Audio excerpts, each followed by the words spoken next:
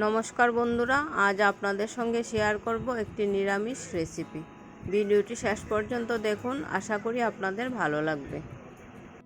আমি এখানে নিলাম একটা বড় শসা দিয়ে আজ একটি রেসিপি তৈরি করে আপনাদেরকে দেখাবো।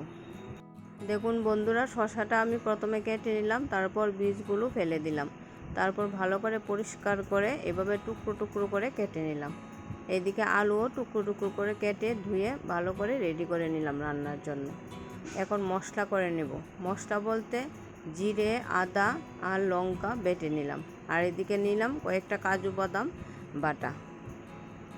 ডালের বড়া করে নিরামিষ রেসিপিটা রান্না করব, তাই এদিকে ডাল বেটে নিলাম আর দিয়ে দিলাম পরিমাণ মতো নুন আর হলুদ। এখন ডালটা ভালো করে ফেটিয়ে নিলাম। এখন বড়াগুলো ভেজে নেব। ডালটা ভালো করে ফেটিয়ে নিলে তাহলে বড়াগুলো খুব সুন্দর হয় এবং সফট হয়।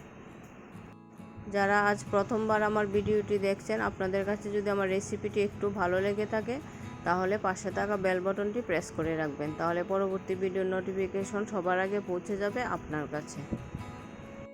দেখুন বন্ধুরা, বড়াগুলো ভেজে নিলাম। আমি দুবারে সবগুলো বড়া ভেজে নিয়েছি। এখন আলুগুলো একটু ভেজে নেব, তার জন্য দিয়ে দিলাম পরিমাণ মতো নুন আর হলুদ।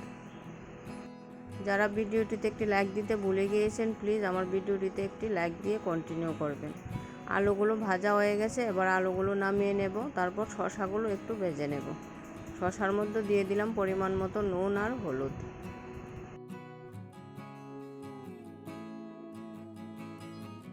দেখুন বন্ধুরা, শসাগুলো ভালো করে ভেজে নিলাম, আর শসাগুলো ভাজার সময় খুব সুন্দরভাবে সিদ্ধ হয়ে গেছে।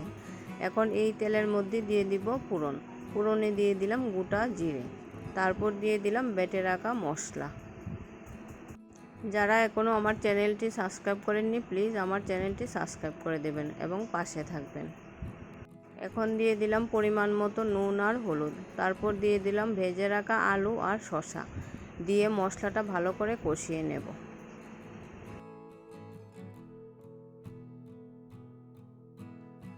দেখুন বন্ধুরা, মশলাটা ভালো করে কষিয়ে নিলাম। এবার দিয়ে দিব পরিমাণ মতো জল। যারা পেজ থেকে আমার ভিডিওটি দেখছেন, আপনাদের কাছে যদি আমার রেসিপিটি একটু ভালো লেগে থাকে তাহলে আমার পেজটা ফলো করে রাখবেন এবং পাশে থাকবেন। সবজিগুলো সিদ্ধ হয়ে গেছে। এখন দিয়ে দিব ভেজে রাখা বড়াগুলো দিয়ে আর 5 মিনিট রান্না করে নেব।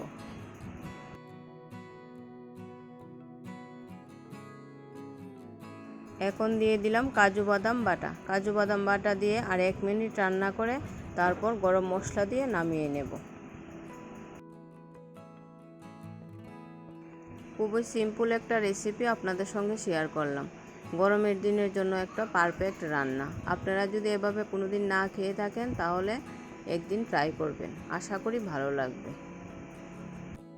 নিরামিষ খাবার গরমের দিনের জন্য খুবই উপকারী, তাতে শরীর ঠান্ডা থাকে।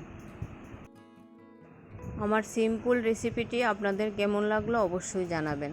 ভিডিওটি শেষ পর্যন্ত দেখার জন্য আপনাকে অসংখ্য ধন্যবাদ।